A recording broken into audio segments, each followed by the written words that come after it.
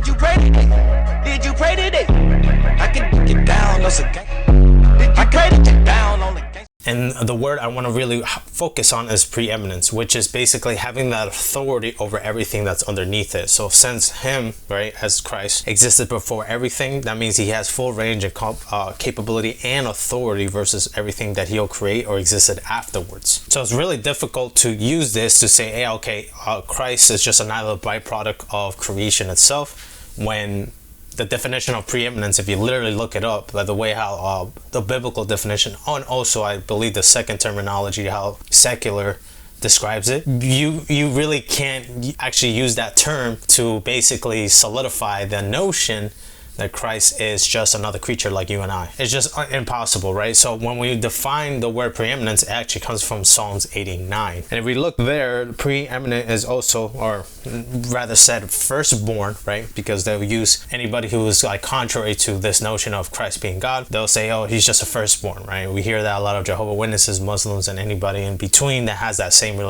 sphere. We can just even throw Mormons in there. And firstborn has two definitions. There's one where the first man that was born into the family, or not really man, just female.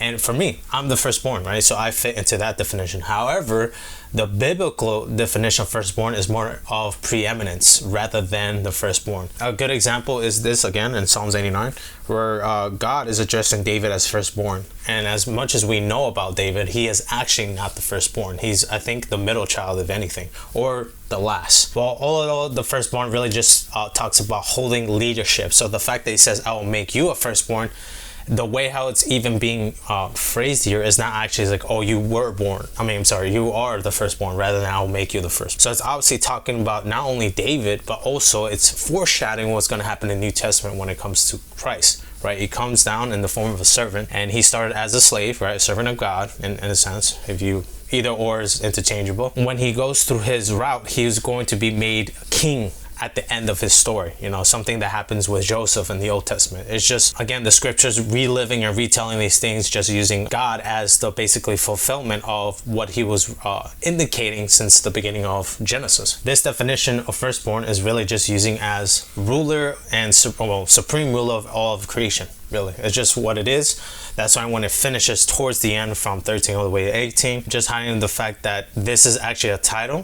Firstborn doesn't actually mean a literal firstborn, the first child of whatever parents start to have like kids. It actually just means that supreme ruler over everything, because at David, right, at the end of his story, he started as a shepherd. At the end of his story, he just became, I believe, the third king of Israel, if I'm not mistaken. From then on, established like a high rule Israel with Solomon and then so forth. And, things happen with the decay. Not really going to get into too much into that, but nevertheless, there's going to be somebody appointed as king. It started with the kings of Israel, specifically more like David, and this is going to be basically indicating of what Christ is. He's going to receive this title, supreme ruler of all creation.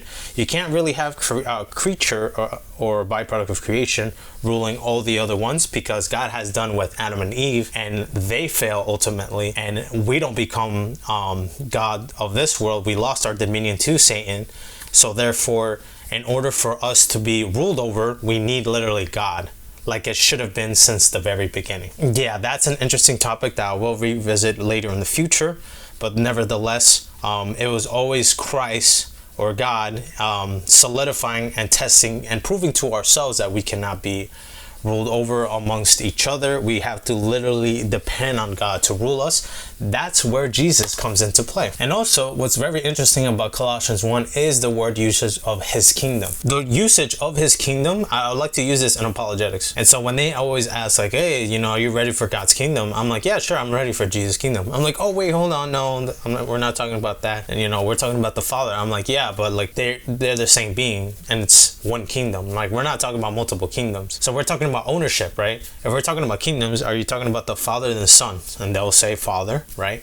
And they assume I'm talking about the Son, but I'm actually talking about both. When it comes to basically the kingdom, we're being translated into the kingdom of his Son. But if it's the Father's kingdom, why is it being referred as the Son's kingdom? See, it's very interesting. If we actually grab the scriptures and put it into test, then that means the notion of if it's just purely the Father's kingdom, right? And then that means it wouldn't be the Son's nor even the Holy Spirit. But the fact that it uses as an indication of whose kingdom it is, it's not actually a contradiction. It's very complementary because it's giving acknowledgement that this is also Jesus' kingdom. How is it possible? Because they're the same being. You see how it always recircumvents back into Christ? You know, like it's almost as if the Bible is just basically focused on God, and more specifically Christ. And we see this again in John 18, where Christ saying, this is not my kingdom, when it comes to the accusation. You know, if it was, he gives a couple of hypotheticals. He'll say what his servants will do for him, but his kingdom is not of this world. His kingdom is there. And so it's really tough to be asked this question. Okay, if the Father is truly God, why is Jesus speaking with such authority as if he was God himself, talking about this kingdom is his, and especially heaven is his? You only say that if you're actually the true owner. I mean, if you're going to backpedal, I guess, or backseat, saying, oh, this is mine because it's my Father's, that would be a hard notion, because not only does he say from himself, but other people, especially God, will address. And it says in the scriptures that God also doesn't share his glory. If you're going to come from that angle, right, if you're going to get into apologetics or just get familiar with the scriptures, immediately the scriptures basically discount those counter arguments for those people that saying like, no, there's instances that I'm being biased about and holding on to a certain notion that is just not true. God, regardless of he's the Father, the Son, and the Holy Spirit, he will not share with something that is his outside of somebody who is not him. So whether it be the Father, he's not sharing anything besides the Son and the Holy Spirit, because, you know, they're all in the same essence. They have the same divine nature, and it's his alone at the end of the day.